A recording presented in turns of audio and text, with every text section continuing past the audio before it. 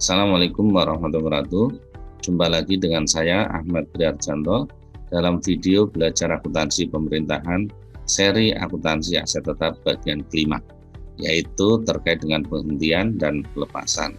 Di bagian 4 kemarin kita sudah bahas mengenai penyusutan, maka di bagian kelima ini kita lanjut ke penghentian dan pelepasan aset tetap.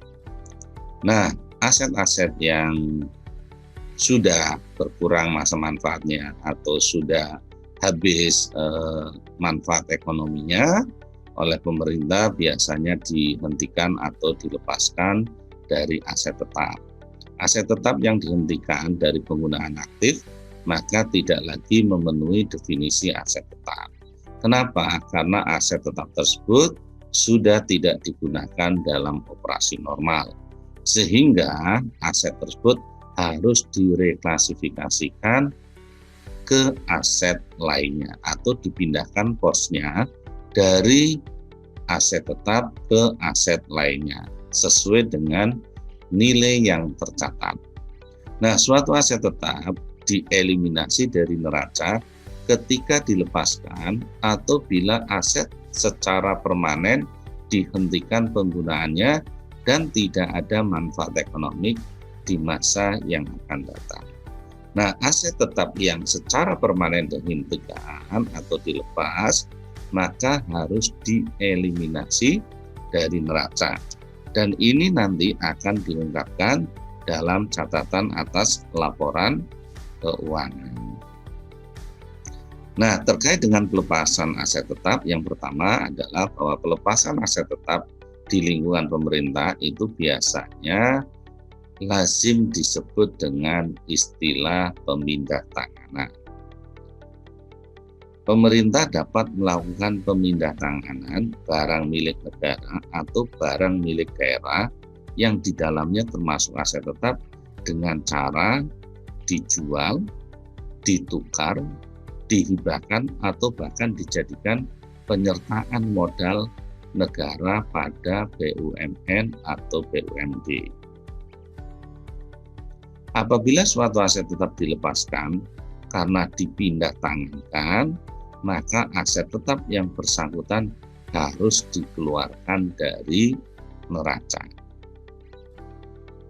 Jadi apabila kita pindah tangankan, maka harus dieliminasi dari neraca. Aset tetap yang dilepaskan melalui penjualan dikeluarkan dari neraca pada saat diterbitkan risalah lelang atau dokumen penjualan sesuai dengan ketentuan peraturan perundang-undangan. Nah, seandainya ada aset tetap pemerintah ini dijual, maka otomatis aset ini juga harus dikeluarkan dari neraca. Kapan? Yaitu pada saat diterbitkan risalah lelang. Kemudian ketentuan yang berikutnya, aset tetap yang dihibahkan dikeluarkan dari neraca pada saat telah diterbitkan berita acara serah terima. Nah, kalau ada aset tetap yang dihibahkan, maka ini juga harus dikeluarkan dari neraca. Kapan? Yaitu pada saat terbit berita acara serah terima. Nah, apabila ada aset tetap yang dipindah tangankan melalui mekanisme penyertaan modal negara atau daerah, maka dikeluarkan dari neraca pada saat diterbitkan penetapan penyertaan modal negara atau daerah. Intinya bahwa di sini apabila ada aset tetap pemerintah yang dilepas, maka aset tetap tersebut harus dikeluarkan dari neraca, baik itu dijual, dipertukarkan, dihibahkan, atau dijadikan penyertaan modal pemerintah. Kemudian bagaimana apabila ada aset tetap pemerintah yang hilang? Apabila ada aset tetap pemerintah yang hilang, maka aset tetap hilang harus dikeluarkan dari neraca setelah diterbitkannya penetapan oleh pimpinan entitas yang bersangkutan berdasarkan pada keterangan dari pihak yang berwenang sesuai dengan ketentuan perundang-undangan. Jadi kalau ada yang hilang berarti harus kita keluarkan. Kemudian terhadap aset tetap yang hilang ini perlu dilakukan proses untuk mengetahui apakah terdapat unsur kelalaian sehingga mengakibatkan adanya tuntutan ganti rugi. Nah, aset tetap yang hilang dikeluarkan dari neraca sebesar nilai bukunya. Apabila terdapat perbedaan waktu antara penetapan aset hilang dengan penetapan ada atau tidaknya tuntutan ganti rugi, pada saat aset tetap dinyatakan hilang, entitas melakukan reklasifikasi ke aset lainnya. Nah, kadangkala proses penetapan ada tidaknya tuntutan ganti rugi ini memakan waktu. Sehingga apabila itu terjadi ada selisih atau ada jeda waktu, maka otomatis kita reklas dulu aset tetap ini ke dalam aset tetap lainnya terlebih dahulu. Nanti apabila tuntutan ganti rugi itu sudah muncul, maka aset lainnya tersebut direklas menjadi piutang tuntutan ganti rugi. Dalam hal tidak terdapat tuntutan ganti rugi, maka aset lainnya tersebut direklasifikasi menjadi beban.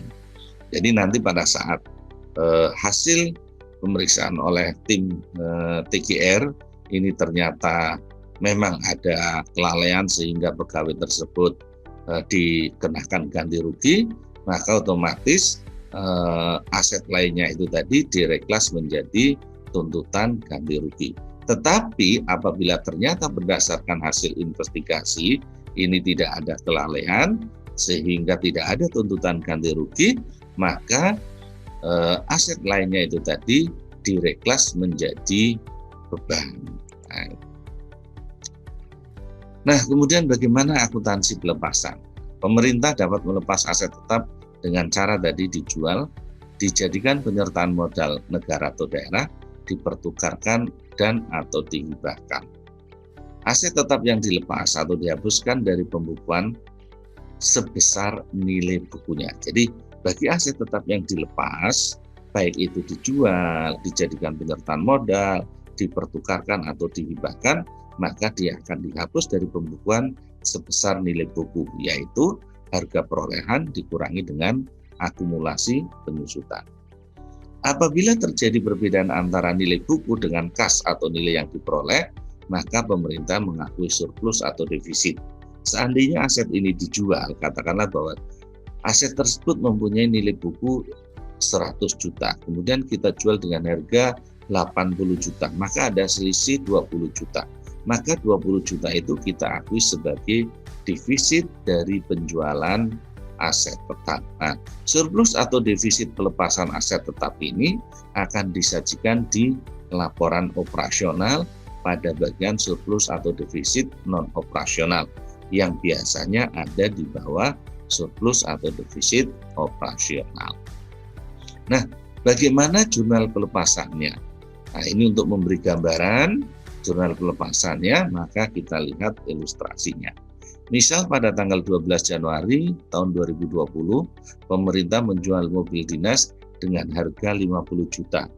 Mobil tersebut diperoleh pada awal tahun 2013 dengan harga 200 juta dan telah disusutkan sebesar 140 juta.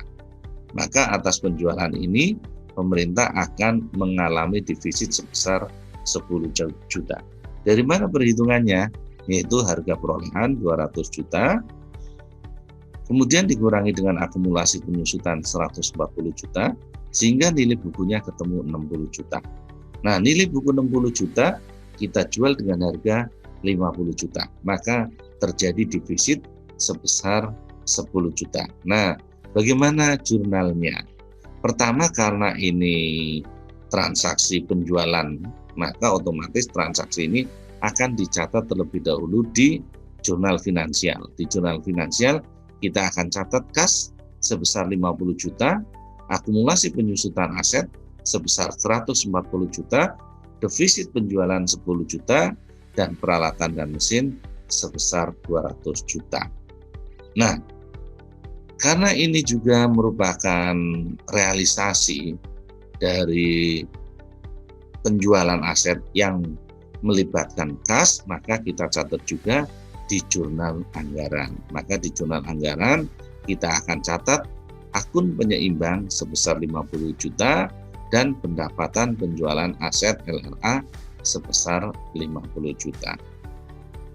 Oke, kawan-kawan sahabat akuntansi, kita sudah belajar aset tetap dari awal sampai akhir sampai pelepasan dalam 5 video. Mudah-mudahan kelima video ini bisa memberikan wawasan kepada teman-teman semuanya, dan mudah-mudahan teman-teman semuanya bisa memahami.